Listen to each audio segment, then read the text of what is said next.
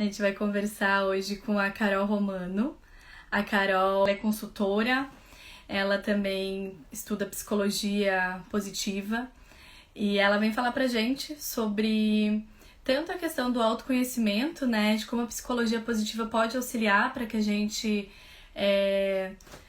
se sinta mais feliz no nosso dia a dia, né, como também ela vem trazer um olhar muito importante para que a gente olhe para isso para as empresas.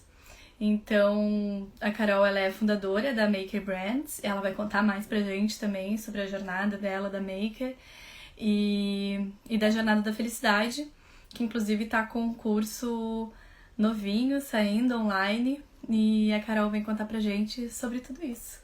Eu vi que a Carol acabou de chegar, então eu vou chamar a Carol aqui. Oi, Carol! Oi, querida, tudo bem? Tudo? Carol, muito obrigada por ter topado estar aqui conversando com a gente sobre psicologia positiva, sobre todo o teu background de empreendedorismo. Eu tô super animada com a nossa troca. Gosto muito do teu trabalho, gosto muito de ti como pessoa, então realmente fico muito feliz da gente poder estar aqui conversando. Obrigada, viu? Tava com saudade de conversar com você. Muita, né? Pra quem não sabe, eu e a Carol estudou juntas na Schumacher College, liderança para transição. Então, estivemos em Londres juntas, depois em vários momentos em São Paulo também.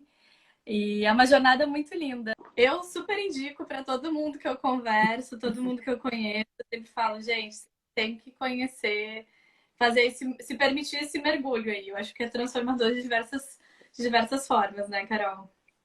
Com certeza, né? Ainda mais para tudo isso que a gente está vivendo. É um exemplo mesmo, né? De novas relações para o mundo. Novas relações pessoais, novas relações com a natureza, novas relações de negócios, né? É uma grande escola. É essencial a gente olhar, né? A gente vê tudo que está acontecendo, a gente consegue se conectar ainda mais com essa sabedoria ancestral, que é ter a natureza realmente como mentora, né, para os nossos projetos e modelos de negócios, e ressignificar muito as nossas relações humanas. Para a gente começar, porque se deixar a gente vai ficar aqui trocando figurinhas, né? E a gente Lembrando sempre... do Schumacher, né? A gente vai ficar aqui lembrando dos tempos de Schumacher. Carol, para a gente começar, conta um pouco quem é a Carol e qual a maior felicidade da Carol hoje. A maior felicidade. Já começou assim? Então, eu costumo dizer que eu sou. Tem algumas características minhas que, independente do que eu estou fazendo, qual o projeto do momento, né, ou qual o momento de vida, elas seguem comigo, assim mesmo, né? Então, eu sou uma super curiosa. Eu realmente, assim, sempre me movi por curiosidade. Eu falo que eu fui fazer jornalismo como primeira opção, assim, porque era a profissão dos curiosos, sabe? Eu pude ser uma curiosa profissional. Eu falava assim, nossa, eu não preciso escolher, eu precisava de uma profissão que eu não precisasse escolher. Inclusive, aquela escolha lá atrás de qual profissão, sabe, o que fazer e tal, é algo que me tirava o sono, assim. Eu falava assim, porque eu sempre achei que escolher uma coisa era deixar todas as outras para trás, né? Então, de alguma forma, eu fui trabalhar com coisas que me permitiam que eu lidasse com muitos setores ou muitos assuntos, né? Então, comecei com o jornalismo, né? E fui parar em consultoria de inovação. Também, cada hora trabalhando com um cliente diferente, com um assunto diferente, né? Com um propósito diferente. Então, essa questão da curiosidade, sabe? E tem uma coisa muito interessante que eu falo muito na jornada. Tem algumas características humanas que a gente costuma chamá-las de neutras, né? A gente fala, isso não é um defeito, mas isso também não é uma qualidade, né? Curiosidade é uma delas, assim. As pessoas costumam achar que isso, todo mundo tem, né? Mas não, eu entendi que curiosidade é um talento, né? É uma força, é uma virtude, ou seja, é algo positivo que a gente tem enquanto ser humano, né? E que pode nos levar adiante. E para algumas pessoas pode ser um talento mesmo, né? Pode ser algo, inclusive um valor, assim, né? Para mim é. A outra coisa é que eu sou realmente, assim, apaixonada pela vida, né? Então, eu me pego, assim, e uma grande entusiasta de ver o mundo melhor. Sempre foi, sabe? Eu tive a minha primeira crise de sentido quando eu estava fazendo uma escolha profissional, lá atrás, assim, sabe? Eu falava assim, mas peraí, eu tenho que escolher um trabalho. E eu olhava para as profissões e falava, mas isso aqui está construindo o quê? E foi naquele momento, com 18 para 19 anos, que eu tive, inclusive, uma primeira depressão, assim, sabe? Porque eu falava assim, mas por que a gente trabalha? Foi uma crise de sentido mesmo, sabe? E ali descobri a sustentabilidade, fui ver que era colocar o meu fazer a serviço, né? De algo que impactasse positivamente, né? A mim mesma, ao outro e ao todo, assim. Então, eu sou uma grande entusiasta de ver o mundo melhor, assim. Acho que essas duas coisas caminham comigo, né? Até hoje. A maior felicidade do momento, eu estou super feliz com esse lançamento da jornada online, né? Eu venho fazendo a Jornada da Felicidade, que é um processo de autodesenvolvimento com foco em psicologia positiva, que é uma linha de estudos que eu resolvi me aprofundar já faz 10 anos, né? Então, assim, não foi ontem, né? Então, é muito legal ver as coisas acontecendo e ganhando maturidade, crescendo, né? E chegando para mais pessoas. E aí eu já estava com essa ideia, eu fiz desde 2017, eu estava na 6ª turma presencial, e aí com a pandemia, com tudo isso, eu já estava com essa ideia de escalar um pouco, né? E de levar aquilo que era presencial para mais pessoas de alguma forma. E aí a pandemia só ajudou nesse sentido, né? Então, a gente pensando a vida digital, todo mundo se digitalizando. E aí eu me dediquei a fazer essa história acontecer. E a gente lançou quinta-feira. A gente, inclusive, as inscrições ficam abertas até hoje, às 11h59 da noite. Então, quem tiver interesse ainda dá tempo, né? E a partir de amanhã começa a rodar a primeira turma da jornada online. Ai, maravilhoso, Carol. Parabéns, viu, por toda a sua Obrigada. trajetória. Eu realmente admiro muito a trajetória da Carol. Eu acho muito legal que tem coragem de se reinventar e ainda assim ser fiel ao que deu início, né? Que nem tu falou, tipo, a tua curiosidade que te move, a tua vontade de fazer o mundo melhor é o que te move. E hoje tu consegue, com essas duas frentes, levar essa verdade para o mundo aí e para as empresas com que tu trabalha, com as pessoas hoje com quem tu trabalha também. Tu começaste a tua jornada empreendedora muito cedo. Eu queria saber um pouquinho como que foi para ti, né? Começar, até porque tu veio da área do jornalismo e tu entendeu que tu poderia levar isso para dentro das empresas, essa curiosidade, essa vontade, né, de transformar os negócios. E aí, não só como que é essa transformação, mas também como que é empreender sendo mulher em uma área de consultoria, né, de inovação, de empreendedorismo. E aí, se tu já puder trazer um pouco de como a Maker atua, já juntar um pouquinho de tudo isso para as pessoas também entenderem, acho que pode ser bem legal. Tá, vamos lá. Vou começar por esse seu último ponto, assim, né? Não foi muito simples, não, ser mulher e empreender muito nova, sabe? Eu descobri o machismo quando eu resolvi empreender com... Não era tão nova, né? Mas hoje em dia a gente empreende até mais novo, mas eu estava com 27 para 28, né? E era isso, era um mercado de consultoria, né? Era um mercado de jornalismo no começo, depois já foi migrando para consultoria. Mas eu senti machismo, sim. Pra você ter uma ideia, tá, Gi? Eu tinha um sócio investidor, mas ele não era da operação, né? E em alguns momentos eu levei ele para a gente conseguir fechar os contratos. Isso aconteceu várias vezes. E era algo que a gente comentava entre nós, né? O quanto isso realmente fazia uma diferença. Simplesmente uma presença masculina na hora de fechar um contrato, sabe? De fazer uma venda de um projeto, assim. Isso aconteceu por vários anos. Eu acho que isso aconteceu algumas vezes ao longo de uns 3, 4 anos, assim, no começo da empresa, né? Depois acho que também eu fui entendendo que é isso, se aquele contrato não... Se aquele contrato não acontecesse da maneira como eu era, que ele não deveria acontecer, né? Então... mas isso aconteceu sim. Agora, eu acho que também tinha uma questão de insegurança minha, né? Por ser nova e não só por ser mulher, né? Por ser nova, eu sempre fui consciente essa minha insegurança, mas por ser mulher, eu fui entendendo enquanto eu navegava aí pelo empreendedorismo, né? E isso eu vivencio até hoje. Até hoje, com todos os cases, tendo trabalhado com, sei lá, pelo menos umas 10, 15 das maiores empresas do mundo, multinacionais, né? Tendo entregado projetos extremamente estratégicos, ainda assim, hoje em dia, isso existe. Então, essa questão do machismo, né? É algo muito forte mesmo na nossa sociedade. Inclusive, é uma das causas, né? Eu, de alguma forma, endereço isso não como a prioritária, porque eu tenho a da felicidade, né? E tudo mais, mas, de alguma forma, eu contribuo para essa causa, né? Eu falo no espaço sempre que me convidam e tal, falo abertamente sobre essas histórias, essas questões. Mas, o que aconteceu? Como eu te falei, né? Eu tive uma grande crise lá atrás, quando eu resolvi escolher minha profissão. E aí, a primeira coisa que me fez sentido foi trabalhar com sustentabilidade, mas eu percebi também que não ia adiantar eu entrar numa área de sustentabilidade numa empresa, né? Eu entendi que também faria sentido empreender. E aí eu entendi que eu precisava falar de assuntos que eram um novo mundo, né, de coisas que estavam acontecendo aí pelo mundo e que já apontavam para esse caminho, né, de mais de relações melhores e de um mundo melhor, e que eu deveria botar os meus talentos empreendedores aí. E aí eu acabei que viabilizei um portal de boas notícias. Então a gente abriu, era um coletivo, assim, a gente empreendeu o primeiro portal de boas notícias do Brasil, ficou 9 anos no ar, chamava asboasnovas.com, e ali foi uma grande escola, foi uma baita escola, porque imagina, a gente ficava de olho em tudo que estava acontecendo pelo mundo, né? E que dizia respeito à sustentabilidade, também a como as pessoas estavam vivendo de um novo jeito e como as empresas estavam agindo de um novo jeito, né? Então, eu ficava sabendo de tudo que estava acontecendo.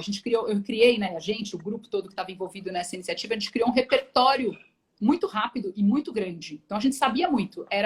E a gente percebeu essa coisa de que conhecimento é poder mesmo, né? E aí o que aconteceu foi que a gente se viabilizou como braço de conteúdo de algumas das principais empresas do Brasil, como Santander, na época era o Real, né, que estava olhando para a sustentabilidade. A gente trabalhou com Pão de Açúcar, Natura e tal. A gente acabou se viabilizando como gerador de conteúdo de sustentabilidade de um jeito legal, comunicando de um jeito cool, assim, lifestyle. E a gente foi entrando, né, e se viabilizando, assim, enquanto negócio. E aos poucos essa agência de conteúdo, digamos assim, foi se transformando em consultoria de inovação. E sempre porque a gente queria ter mais impacto. Porque a gente queria ter mais impacto. Então, uma hora a gente percebeu que não adianta comunicar, porque às vezes comunicar pode virar um greenwashing, né? Então, se às vezes, quando a gente esbarrou num desafio de que a comunicação não faria sentido, ao invés de parar ali, não, a gente se desenvolveu, a gente foi atrás e percebeu que faria sentido virar uma consultoria de inovação para levar essa questão da sustentabilidade no core business das empresas. Né? Então, foi por aí que a coisa aconteceu. Eu não sabia dessa conexão do portal de conteúdos para a Maker como uma agência de consultoria realmente, assim, né? Como uma empresa de consultoria. É muito legal a gente ver, de fato, a transição de uma coisa para outra para poder expandir o propósito mesmo, né? De atuação, enfim, de vocês no mercado. Eu falo muito também sobre o greenwashing, assim, eu gosto de dizer com as empresas que a gente trabalha, a gente sempre defende essa questão de que tu pode ser azul, rosa, vermelho, a cor que tu quiser, desde que tu faça aquilo que tu fala, né? Então eu acho que é a parte mais essencial, assim, da gente levar esse tipo de conscientização, ainda que a gente tenha boas notícias, que a gente tenha boas intenções, que a gente também tenha boas ações. E aí, acho que o legal é as empresas também cada vez mais entenderem esse passo a passo, né? E aí, bom, estamos aí no mercado fazendo isso, né, Carol? Carol, dentre os cases, né, de projetos já realizados por vocês na Maker, com foco em impacto positivo, né, inovação, enfim, tu teria algum para compartilhar com a gente que possa inspirar quem está nos escutando? Super. Eu acho que eu tenho 2. Eu vou contar um rapidinho, só porque eu acho muito legal, né? Faz uns 3 anos, mais ou menos, a gente ajudou o Banco Santander a criar o posicionamento e o plano de ação em diversidade. Então, foi muito legal. Foi um briefing que chegou top-down, assim, né? O presidente estava interessado nisso. Ele é um cara que, de alguma forma, abraça essa causa, assim, bem fortemente. E aí a gente ajudou, foi um processo foi bem cocriado desde o princípio, então já começou com 80 executivos de várias áreas do banco, pensando juntos qual seria esse posicionamento e como seria essa atuação do banco, né? E a ideia era assim, pensou em diversidade, pensar no banco, pensar em diversidade. Era fazer as duas coisas se conectarem mesmo, assim, né? E aí tinham, obviamente, muita representatividade das minorias representativas, né? Então, assim, de negros, de pessoas com deficiência, de mulheres, né? E mais do que isso, desde o começo a gente trabalhou essas três frentes, mas também uma quarta frente, que era a diversidade de formação. Então, para que o setor financeiro, né, muito focado em engenharia, economia, pudesse também se abrir para outras profissões, né? E foi muito legal, porque a gente chegou num ponto em que o posicionamento ele é aqui você pode ser quem você é. Então, a gente lá tem uma largada segmentada, né? Então, vamos falar de negros, vamos falar de mulheres, vamos falar de pessoas com deficiência, vamos falar de diversidade de formação e tal. E o final dessa história, a gente chegou na autenticidade, né? E tem uma fala do presidente, tá até num dos nossos videocases da Maker, eu postei recentemente no meu perfil, uma fala dele que ele disse que não tem nada mais improdutivo, né, para uma pessoa, para uma empresa ou para a economia de um país do que as pessoas gastarem tempo e energia sendo quem elas não são. Então, isso é muito interessante. Muito. Agora, para realmente fazer isso se tornar uma prática dentro de uma empresa desse tamanho, com esse porte, né, é um grande desafio. E só dava para fazer colaborativamente, né? Então, acho que isso foi algo bem legal, que culminou neles ganharem um super prêmio, né, bem conceituado em 2019, e a história continua ali, né? E tem um segundo case que eu gosto muito, eu falo que parece que eu fiz tudo na minha vida para chegar nesse case, assim, né? Que é um que a gente faz com a Heineken.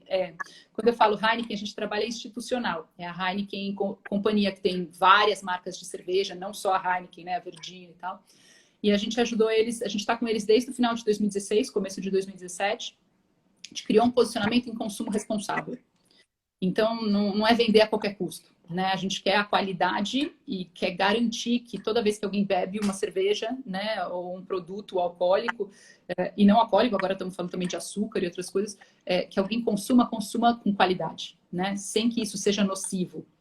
E aí a gente criou todo um posicionamento em consumo responsável, também engajando todas as vice-presidências, todas as áreas da empresa, super co-criado, porque essas coisas, mudanças de mindset, né, mudanças de jeito de pensar, não dá para criar numa sala com 2 pessoas e depois, né, cascatear isso. Acho que é importante que as pessoas entendam. A escolha do qual vai ser o caminho que a gente vai seguir precisa ser feito em conjunto. Né? Então, esse processo onde a gente vai olhar para tudo que está acontecendo no mundo, para entender os paradigmas, os velhos paradigmas entender, e fazer uma escolha dos novos paradigmas, precisa ser feito com o corpo de executivos, né? Porque senão a coisa não sai do papel, né?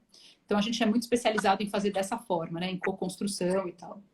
E aí a gente hoje chegou num ponto que esse diálogo do consumo responsável virou um projeto focado em jovens de 18 a 24 anos, numa plataforma chamada Day After Project, né, que é o projeto do dia seguinte. A grande mensagem é: quero te ver bem amanhã, e esse amanhã significa o seu futuro, ou amanhã mesmo, depois de né, não ter ressaca no dia seguinte. E um programa, é uma experiência chamada WeLab, que é Laboratório de Si Mesmo, né, uma experiência de autodesenvolvimento para jovens, que fala sobre equilíbrio de vida. Porque o grande insight é: se a relação com a vida está equilibrada, muito provavelmente a relação com o álcool também vai estar, né? Porque o que acontece muito é que o álcool vira uma fuga. Então, no fundo, junta as minhas 2 paixões, né? Transformação empresarial e autoconhecimento dentro desse projeto da Heineken. Então, é um processo de autoconhecimento para os jovens mesmo, onde eles entendem, eles organizam a vida, né? Entendem algumas grandes questões que eles têm interna, né? Para não precisar ir para o álcool por conta disso, né? Para o álcool não virar uma fuga de uma depressão, de dúvidas muito cruciais, da relação com os pais e assim vai, né? Então, estamos aí. Carol, parabéns por Obrigada, tantos querida. projetos, né? Em especial, realmente, por esse, eu acho que esse reverbera bastante também, que nem tu falaste, por causa justamente de tu estar cada vez mais buscando essa questão de incorporar, né, o bem-estar, a psicologia positiva, o autoconhecimento para dentro desses processos de consultoria. E, nossa, vocês fizeram lindamente, assim, sempre que eu te escuto falar, o brilho no teu olho desse projeto, ele realmente é especial. E mais do que isso, ele é muito importante, né? E, Carol, além da Maker, né, conectada, a gente tá falando já bastante, já permeando esse universo. Tu tá com esse projeto da Jornada da Felicidade, que é um curso, agora ele é presencial, agora é online, devido a todas as questões que a gente está enfrentando, né, da pandemia. Gostaria que tu contasse agora como que funciona, para quem é para todo mundo, é só para quem é executivo, como é que funciona, e aí talvez trazer alguns dos pilares principais que o curso aborda. Super, obrigada pela abertura, né, de falar do processo. É para qualquer pessoa, não é só para executivos, é para qualquer pessoa mesmo. E o curso ele dura 8 semanas, ele é dividido em 8 módulos, né? Como eu comentei, desde 2010, mais ou menos, eu estudo psicologia positiva. A psicologia positiva ela é uma linha relativamente nova, né? Ela nasce no início da década de 90 nos Estados Unidos, é uma linha relativamente nova de psicologia. O que a gente entendeu, o que a psicologia positiva entendeu, é que a gente estava tentando construir saúde, mas olhando demais para as doenças e para as disfunções, né? Tanto que o livro base da psicologia tradicional é o Manual das Doenças Mentais, né? E aí a psicologia positiva percebeu que faria muito sentido convidar, né, o rigor da ciência, de pesquisa mesmo, para aquilo que funciona, para o bem-estar, para a saúde, preventivo, né? Então, eu brinco, assim, usando um termo do marketing emprestado, né? Como se fosse um grande benchmarking. né? De tudo que funciona, das pessoas mais felizes, daquelas pessoas mais longevas, né? Assim, o que a gente tem para aprender sobre felicidade, sobre o funcionamento ótimo do ser humano e não sobre as doenças e como destrinchar as doenças e nos livrarmos delas, né? Digamos assim. E aí é muito bacana, porque já são pelo menos 30 anos aí de pesquisa, né? E as principais universidades norte-americanas, durante o começo, agora outras universidades também europeias e da Ásia envolvidas nisso. Então, a gente costuma chamar a ciência e a prática da felicidade. Tem tanta coisa, Gi, tem tanta coisa que a ciência já descobriu e que a gente ainda não sabe sobre felicidade e bem-estar, sabe? Então, eu falo que a jornada, ela é um divisor de águas mesmo, assim, porque tem pesquisas que mostram que a gente está olhando para alguns, achando que a felicidade está em certos lugares e está em outro, entendeu? Então, o que a psicologia positiva fala, mostra pra gente é isso. Para de olhar para cá e, ó, tá comprovado por pesquisa que aqui não vai funcionar. Então, vamos focar no que funciona. Só que esse vamos focar no que funciona é um norte. Só que cada pessoa é uma pessoa. Então, a gente precisa construir caminhos autênticos dentro desse novo norte. Então, a jornada, ela apresenta o norte, mas ela também mostra como cada indivíduo vai se colocando dentro desse novo paradigma, né? Dessa nova estrutura, digamos assim. Então, por isso é que precisa ser um processo, né? Não é só um curso, ele é um processo de autodesenvolvimento. E aí eu estou guiando as pessoas nesse processo, né? O que a gente aborda? A gente aborda, ela está dividida em 8 módulos. Ela está dividida em autoestima, olhar positivo para a vida, hábitos, consciência emocional, protagonismo. Deixa eu ver aqui quais os outros que eu preciso da colinha aqui. Hábitos, né? Crenças limitantes e empoderantes. E propósito. E propósito. E no final a gente desenha, cada um pode desenhar o seu plano de felicidade, né? Assim, a gente fica bem claro o que a gente não quer mais, o que a gente quer deixar para trás e o que a gente quer focar. Né? Só que a gente faz tudo isso à luz da psicologia positiva. Então, por exemplo, mesmo crenças, para muita gente que faz terapia, né, ou que já fez coaching e tal, a gente fala muito de crenças limitantes. Na terapia é muito as suas repetições negativas, os seus padrões negativos. Aqui não, a gente vai atrás dos padrões positivos. A gente vai falar de crenças empoderantes. Então, é toda uma nova lente, inclusive, para algumas coisas de coaching, para algumas questões de terapia. Então, ele é um misto, assim, sabe? Ele é mais terapêutico do que qualquer processo de coaching, né? Mas, ao mesmo tempo, ele também traz questões muito práticas, exercícios práticos e caminhos bem apontados de para onde a gente deveria ir, sabe? Então, Acho que é legal. Desculpa, Carol, te interromper. É legal trazer isso, porque às vezes parece que as coisas elas ficam muito numa parte que é muito filosófica, é muito... né, um não material, assim, e aí tu traz a jornada para mostrar que é uma habilidade, a felicidade ela pode ser desenvolvida, né, que foi inclusive a frase que a gente trouxe. E eu acho que isso é muito legal, assim, eu imagino que dentro da jornada, né, eu ainda não fiz, eu acredito que também traga esse empoderamento, né, para cada um, assim, para o indivíduo, né, de se entender. E a psicologia positiva, qual seria a definição dela exatamente, Carol? Existe uma definição ou... Não. A ciência e a prática da felicidade. Então, tudo que a ciência já pode comprovar sobre felicidade e bem-estar e como praticá-la. Então, essa questão de que a felicidade, a psicologia positiva enxerga a felicidade como uma habilidade a ser adquirida. E é uma habilidade a ser exercitada no dia a dia. Né? Então, isso é muito legal, porque as grandes transformações, paralelamente a isso, a gente vê toda uma ciência do hábito vindo à tona, a ciência das emoções. Então, por exemplo...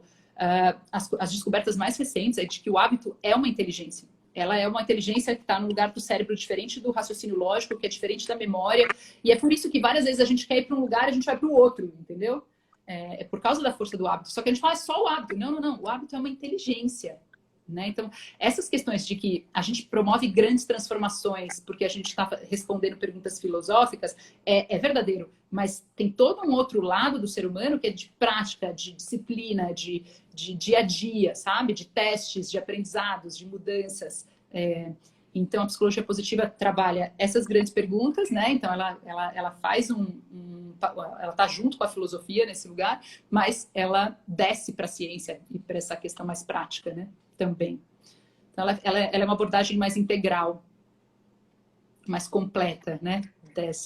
E vamos combinar, gente, o tempo muda, as coisas mudam, né? A gente mudou, inclusive, o sistema ao qual a gente vive, né? Assim, séculos passam. Essa pergunta, no fundo, o que que a gente quer? A gente quer ser feliz, né? A gente quer viver uma vida que vale a pena. Eu até tenho traduzido mais, eu gosto de falar bem-estar, eu gosto de fazer uma vida que vale a pena, né? Essa questão de qualidade de vida sem doença mental, tem vários jeitos da gente trabalhar isso, né?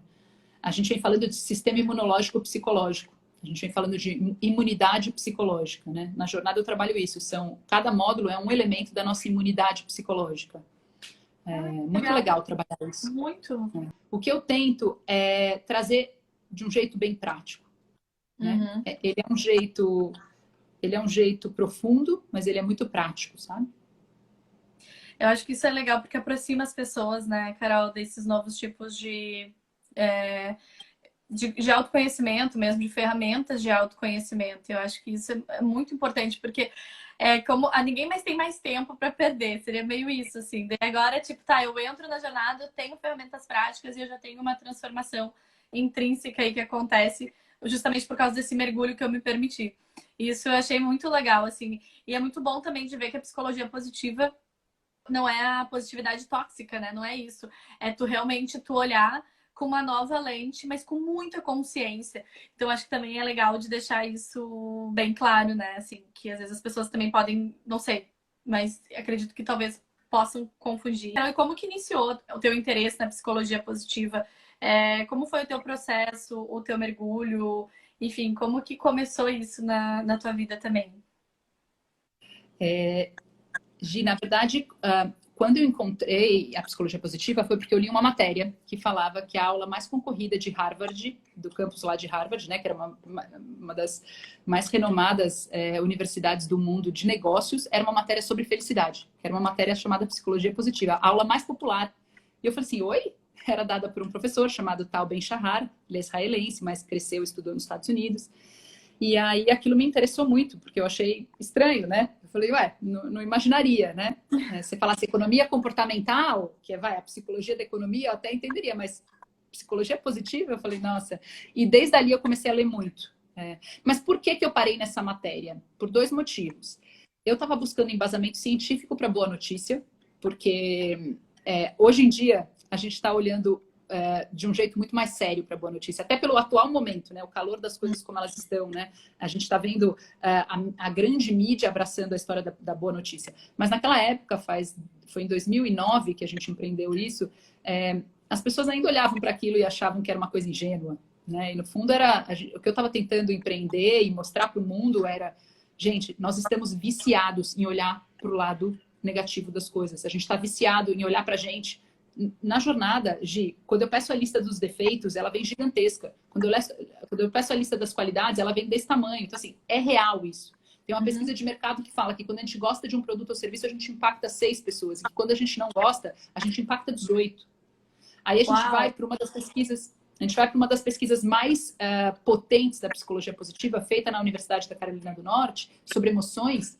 E a gente percebe que assim, as emoções negativas elas são muito fortes, elas têm um imprint muito forte na gente, por elas serem muito intensas. Então, a gente precisa de 3 emoções positivas para equalizar uma negativa que a gente sente. Ou seja, a gente tem um imprint negativo, né? Então, assim, de fato, a gente está precisando colocar... O que eu entendo dessa pesquisa aí do 3-1 é que a gente está precisando colocar 3 vezes mais energia na visão positiva. E na prática, na vida positiva, porque não é pensamento positivo, não, é prática positiva, são hábitos positivos, né? E a partir dos hábitos, a gente vê que é a partir dos hábitos que a gente vai mudando os pensamentos, né? Então, isso é uma causa mesmo, né? Por que a gente se movimenta tanto por dor? Por que a gente, né? Por que a gente olha sempre para aquilo que está pior ou ruim, ou a gente tem uma visão depreciativa da gente mesmo? E, Gi, a gente chegou aonde com tudo isso? Esse que é meu ponto. Nós chegamos que os males do século são o estresse, a depressão e a ansiedade. Foi nesse lugar que a gente chegou. Assim, a gente está precisando mudar o nosso chip, né? A gente fala muito de mudar os ambientes das empresas, os ambientes de trabalho, mas no fundo a gente precisa... O que muda empresas, né? São pessoas, né? Então a gente precisa mudar dentro da gente. A gente precisa ser, de fato, a mudança que a gente quer ver no mundo e lá fora. E a psicologia positiva trata de toda essa mudança no nível do indivíduo. mas também das corporações. Então, eu tenho feito esse paralelo, né? Quando eu faço palestra, eu tenho feito muita palestra, eu falo, ó, esses são os elementos no nível do indivíduo, mas como esses elementos, eles acontecem dentro de uma cultura corporativa? Desce dessa forma, né? Dá pra gente colocar nos dois ambientes, assim.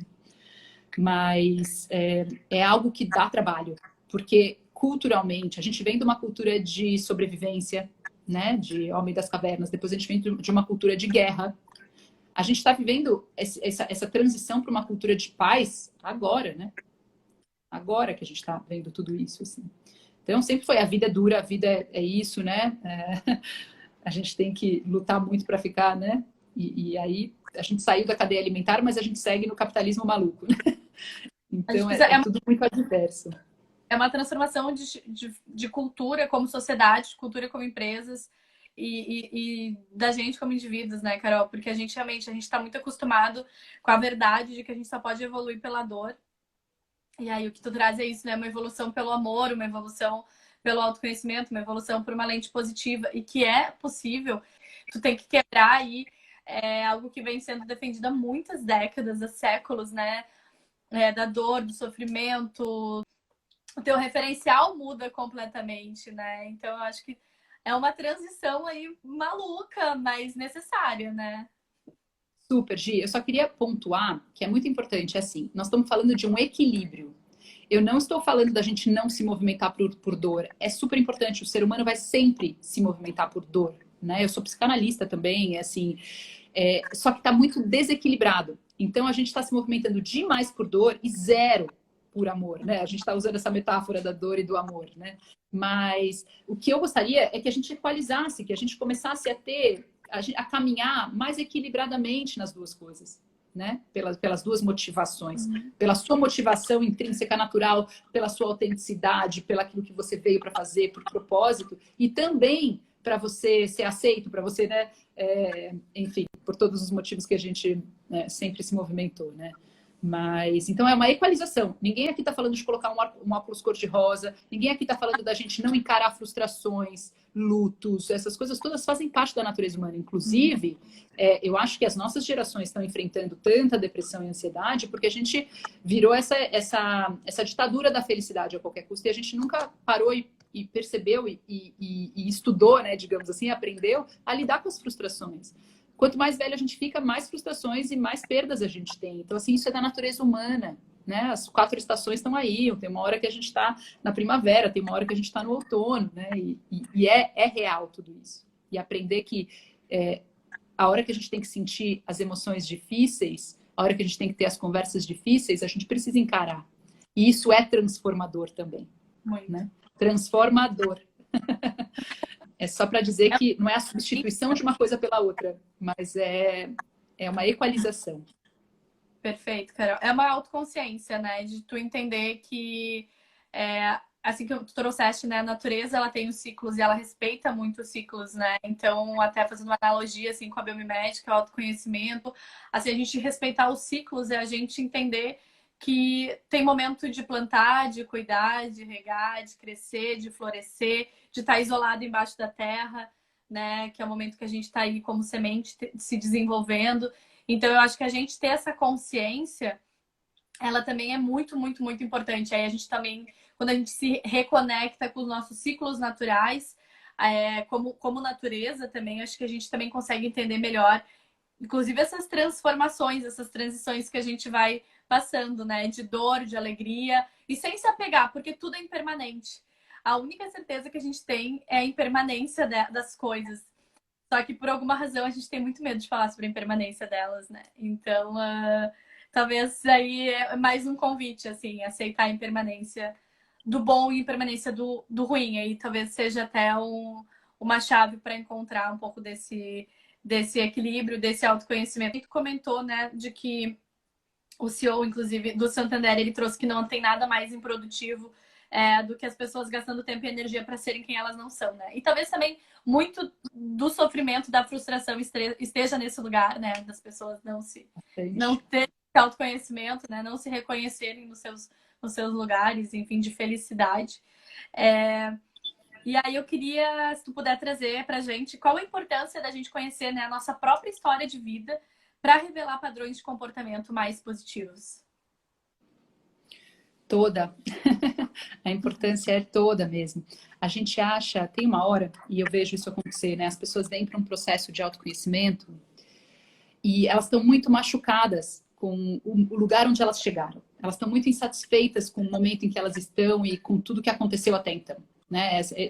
Vem esse sentimento de frustração muito forte. Olha, tudo que eu fiz e tudo que eu fui até hoje não vale mais. Eu preciso, é quase a pílula mágica, né? Então eu preciso que você me mostre todo esse novo caminho, inclusive, nossa, que máximo que tem ciência agora por trás disso, né? E que é de um jeito prático, mas eu quero ir daqui para frente como e tem uma ilusão de dali para frente ser alguém novo, em alguém diferente daquilo que a gente já foi. E aí, de alguma forma, o processo é o oposto disso, né? O processo é um resgate das nossas histórias de vida a partir da gente conseguir fazer as pazes com esse processo de vida.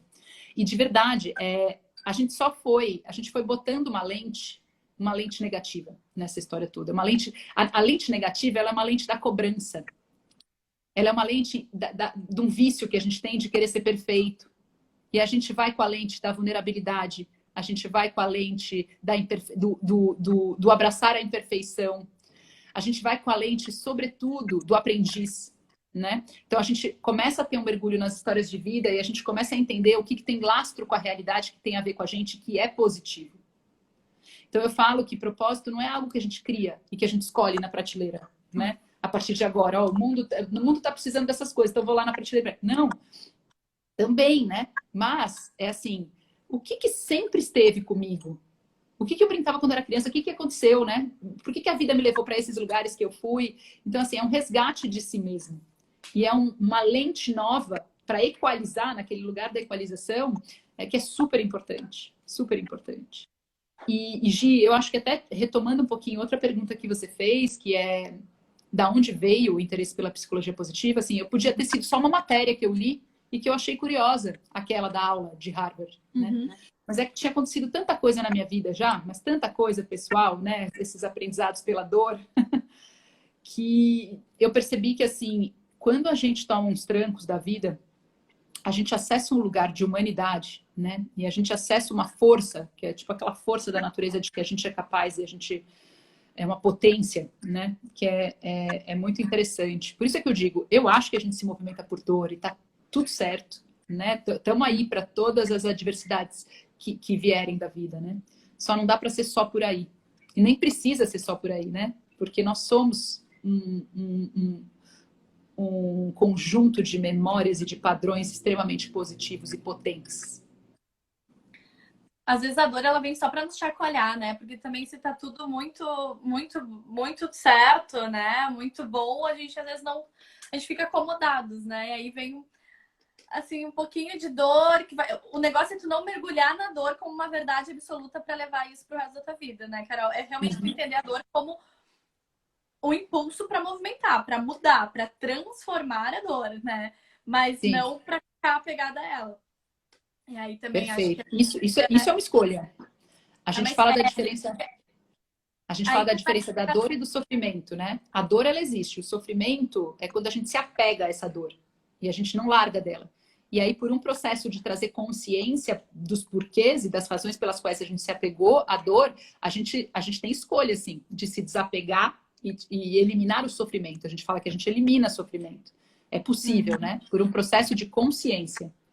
Total. E até, Gi, esse lugar onde a gente está vivendo coisas muito boas na vida, quando a gente está fazendo isso de um jeito consciente, é muito mais potente. Então dá para tirar aprendizado quando a gente está no auge também, sabe? Mas eu concordo, é isso mesmo. Tipo, a felicidade, ela diz muito mais respeito a um equilíbrio, a uma paz de espírito, do que a momentos de excitação, essa vida instagramável, né? Ou profundo apego e apego mesmo, a dor, que aí se torna sofrimento.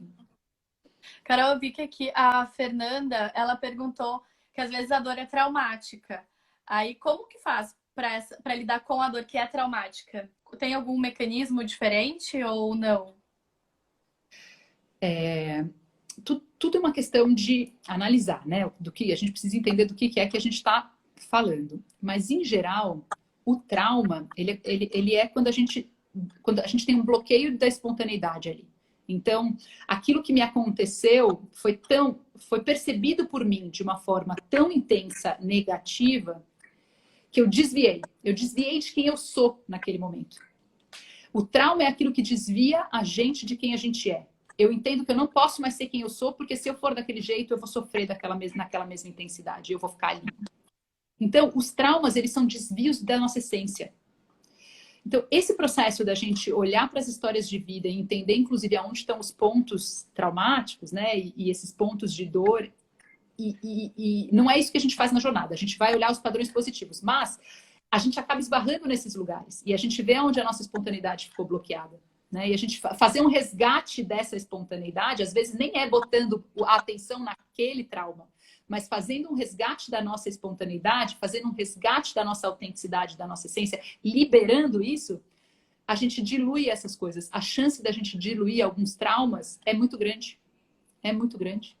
Então, o processo, apesar de não ser um processo focado em traumas, ele é extremamente benéfico para traumas. Para traumas, né? E estou falando de traumas mesmo, assim, né? Eu estava numa discussão recente. Tem traumas na vida, gente, que a gente não tem ninguém a quem culpar, né? Por exemplo, alguém que sofreu um acidente e ficou, né? Enfim, porque foi fazer um esporte por si mesmo, não tem que culpar ninguém. Uma perda né? De alguém que faleceu. Tem horas que é isso, né? O trauma não é culpa, a gente não encontra culpados para o trauma, né? É interessante esse ponto, assim. Acho que é importante a gente olhar as várias possibilidades de dor e se a gente entrasse profundamente nisso, assim como de felicidade, né? A gente provavelmente teria vários caminhos possíveis. Carol, falando... Posso responder mais uma coisa que eu me lembrei, que eu acho que pode ajudar muito a Fernanda, né? Que fez a pergunta. Fê, tem uma coisa muito interessante de traumas, e aí é uma visão mais psicanalítica também. Em geral, o trauma causa na gente a gente acaba ficando presa ali naquele trauma e a gente não se permite mais a felicidade. A gente não se permite mais a alegria e algumas coisas que estão nesse lado positivo, né? E isso é importante da gente liberar também. Isso faz parte, né? Assim como a resolução e a compreensão, né? Trazer para a consciência os porquês e o que está travado ali naquele trauma. Essa liberação da essência e esse se autorizar a ser feliz novamente é muito importante. Desculpa, gente. É que eu lembrei disso. Não, eu tô integrando o que tu falou. Achei muito importante essa... E aceitar também, viu? Tem um exercício de aceitação muito grande, né? De que a gente quer controlar o tempo das emoções. A gente tem o módulo de consciência emocional, né, na jornada. A gente quer controlar o tempo das emoções. E o tempo das emoções é muito diferente do tempo lógico. Ele não é linear. Então, talvez entender que a gente não vai saber quando que toda essa dor vai se diluir. E aí a gente aprender a viver e a se permitir viver, mesmo com a dor, isso é muito importante. Isso é um exercício extremamente importante. Dar o valor para a dor está aqui, ela não foi embora, mas eu me autorizo viver e construir uma vida mesmo tendo aquela dor. Isso é um caminho muito interessante. Apesar de, né, Carol? Apesar de, e às vezes até entender que aquela dor, ela não vai embora. A dor, por exemplo, de perder um filho, é uma dor que eu já passei, né, Gi? E assim, ela tá aqui comigo sempre. Sempre. E nem por isso eu sou uma pessoa infeliz, né? É um trauma, gente. Até hoje na vida, assim, às vezes eu falo desse assunto e tá tudo bem. Às vezes eu falo desse assunto e eu choro. Choro, sim, a ponto de eu ter que cancelar as coisas que eu tô fazendo e ficar comigo, né? Então, mas é uma habilidade, uma arte a gente viver mesmo com os traumas e com as dores. Eu acho extremamente importante a gente aprender que é possível. E é possível, né?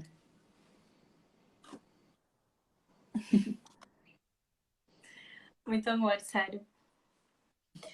Carol, falando um pouquinho de todos esses momentos que a gente está vivendo, acho que está todo mundo passando por um momento de que, em certo nível, é traumático, né? Que a gente está passando de transformação mundial, de tudo que está acontecendo. Claro que tem os traumas pessoais, que nem tu falou, a gente precisa encontrar a nossa coragem, a nossa força para seguir, né? Mesmo que isso eventualmente possa nos trazer muita dor. E diante desses momentos que a gente está passando hoje também, que nos trazem ansiedade, né? A questão da pandemia, de tudo mais, eu vi um post teu que tu fala sobre a yoga do riso. E eu achei muito interessante, assim, eu nunca tinha ouvido falar. Eu não sei também se é uma ferramenta que tu costuma usar, mas se tu puder falar um pouquinho dela, eu acho que pode ser importante para quem está nos escutando. Claro. Essa questão da yoga do riso, eu descobri na Índia. Fui 2 vezes à Índia, né? E numa dessas vezes eu descobri. Em Delhi tem a cada esquina, é uma prática muito comum, assim. Tem um doutor, o Matan Kadaria, que descobriu, né, essa yoga, né, essa terapia através do riso.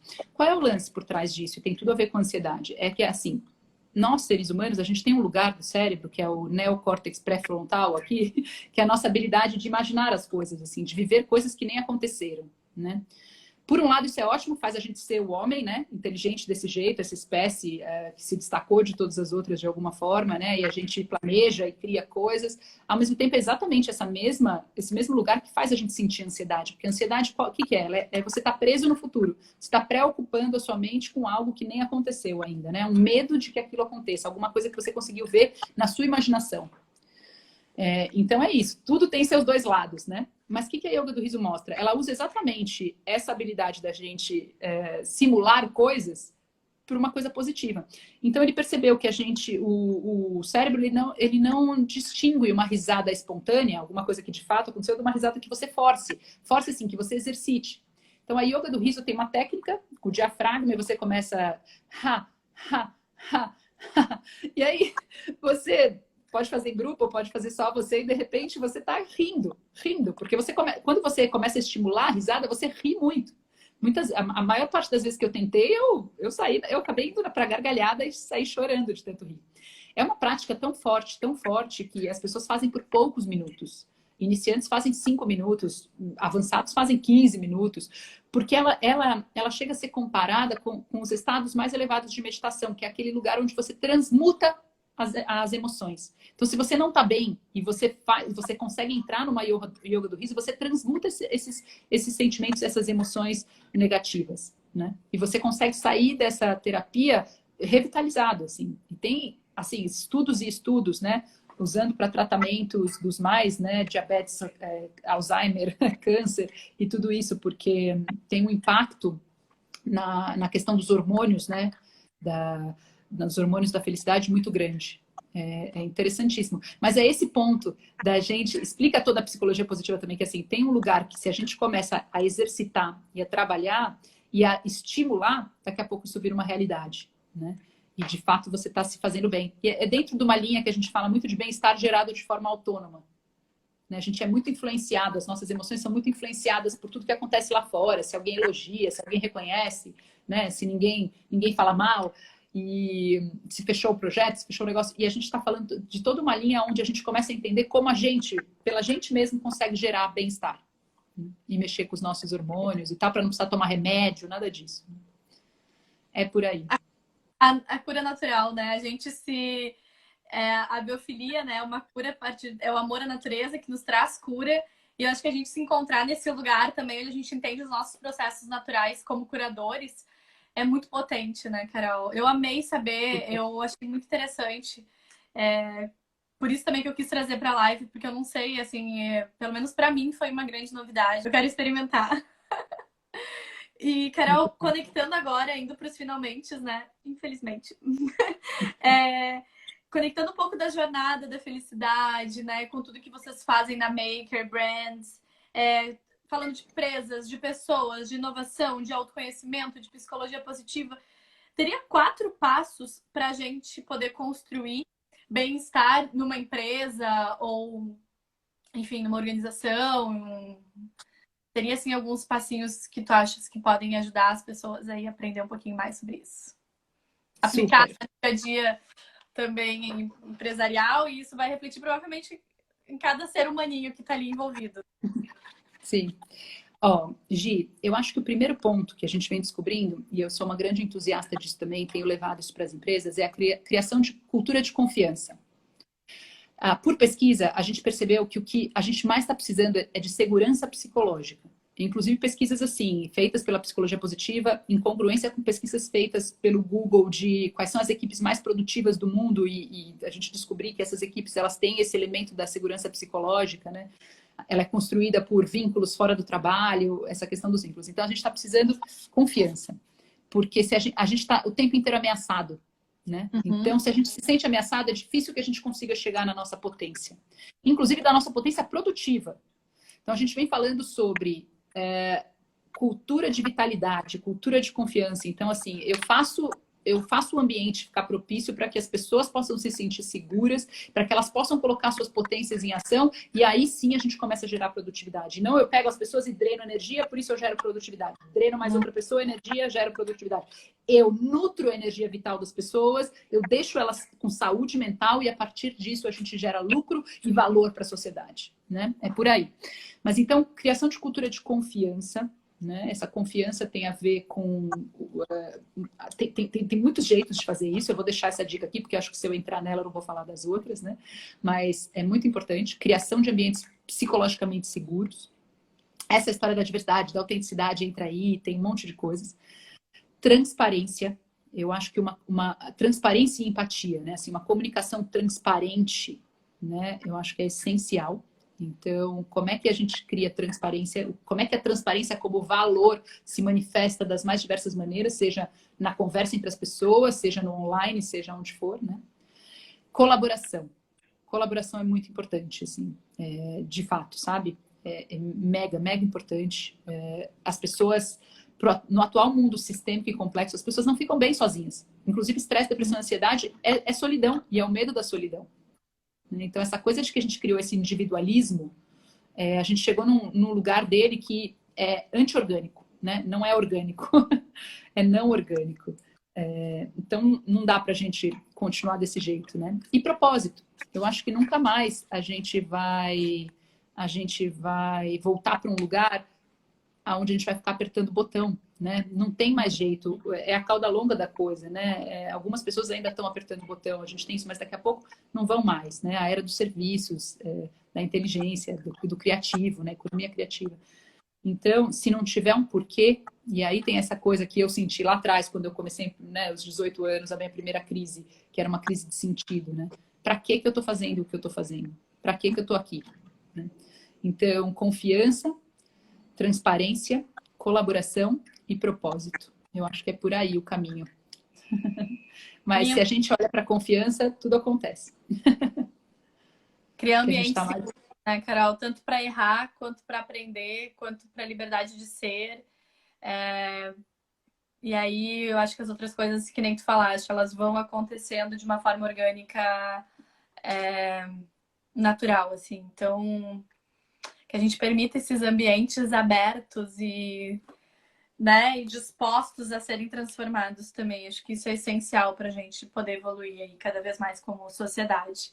Carol, para finalizar, queria que tu falasse um pouquinho como que tu enxerga a cultura da inovação, da gestão de pessoas a partir de agora, né, diante desse cenário. Ai, me avisou que eu só tenho 2 minutos. Quiser falar rapidinho sobre esse cenário futuro, se tu é otimista em relação a esse cenário. 1 minuto eu vou fazer assim, ó. Tá bom.